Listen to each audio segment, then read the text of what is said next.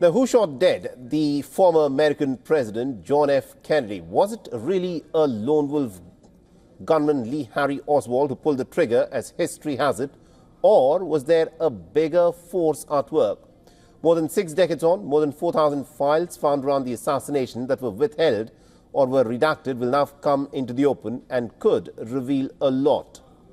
Now, President Donald Trump has moved to lay the conspiracy theorists to rest in the first week back at the White House, and amongst his early executive orders was to release all records linked to the JFK assassination, followed by those around the killing of his brother Robert F. Kennedy and Martin Luther King. It's something that people had been waiting for decades. Now, everything will be revealed, is what he said. And Trump's order to release the JFK files has thrown up some potential massive twists in the believed assassination saga. Earlier in the month, it had emerged that the FBI had uncovered some 2,400 previously unknown documents linked to the assassination. The conspiracy theorists and historians have long believed that there was a bigger force at work. Many suspect the involvement of U.S. intelligence agencies, including the CIA and the FBI. Now, the mutual antipathy between JFK and his spy agencies has long been seen as a motive enough for the CIA to carry out the assassination. The CIA, of course, has always rejected the idea, but doubts still remain, fueled by the fact that all files were not handed over to a review board as was required.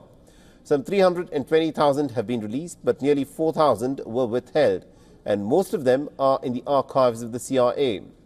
So what do these withdrawn and redacted files contain? Now, there's the personnel file of the chief of the covert action at the CIA station in Miami. He had failed to disclose that Oswald was being closely watched by the CIA even before the assassination. The secret files are also thought to contain heavily redacted 1975 testimony to congressional investigations by a senior counterintelligence officer. And there are prison recordings of the former New Orleans mob boss who claimed that he was involved in the assassination. And also missing is a redacted page from 1961 memo from Kennedy's aide, in which they discussed breaking up the CIA after the Bay of Pigs invasion of Cuba. And after the Bay of Pigs debacle, Kennedy had famously said that he would splinter the CIA into 1,000 pieces and scatter it into the winds. Was it the CIA that was getting back at him after that? Now, despite Trump's directive on the JFK files, intel agencies are still reported to be asking for some of the hidden documents not to be released. It is a huge bureaucratic machinery that is at work, and there's a feeling that everything out into the open would not be easy. So is the truth then lost to history forever, or is there hope of realities around the paradigm-shifting assassination that could tumble out of the closet?